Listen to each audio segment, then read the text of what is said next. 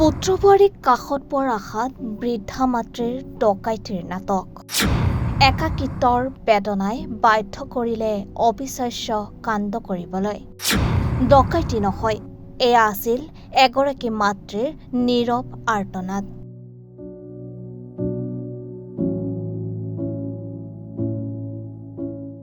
এখন বিশাল দুমহলীয়া ঘৰ। ধন সম্পত্তিৰ অভাৱ নাই, সকলো সুবিধা আছে, কিন্তু নাই কেৱল নিজৰ মানুহৰ সান্নিধ্য। যোৰহাটৰ জ্যোতিপুৰ কলাখোৱাত অকলশৰে বাস কৰে স্বামীহাৰা বৃদ্ধা ৰবি পাত্ৰই। দিনক দিনে একাকিত্বৰ বেদনাই খুলি খুলি খাইছিল তেওঁক।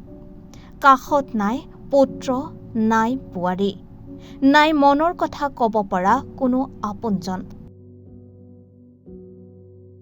অথচ মাত্ৰ ৮ কিলোমিটাৰ দূৰতেই ভাড়া ঘৰত বাস কৰিছিল তেওঁৰ একমাত্ৰ পুত্ৰ আৰু বোৱাৰী।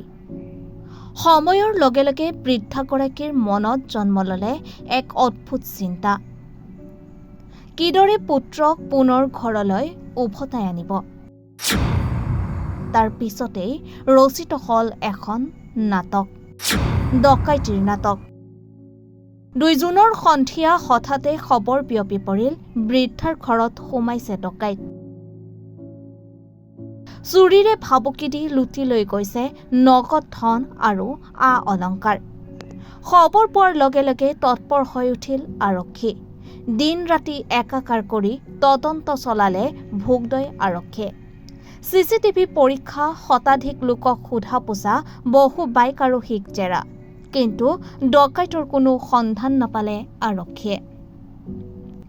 ইফালে তদন্ত আগবাঢ়ি থকাৰ মাজতে আৰক্ষীৰ সন্দেহ জন্ম ল'লে বৃদ্ধাৰ ভাষ্যত। এবাৰ এক কথা, আকৌ এবাৰ আন কথা। বাৰে বাৰে সলনি হ'বলৈ ধৰিলে ঘটনাৰ বিৱৰণী।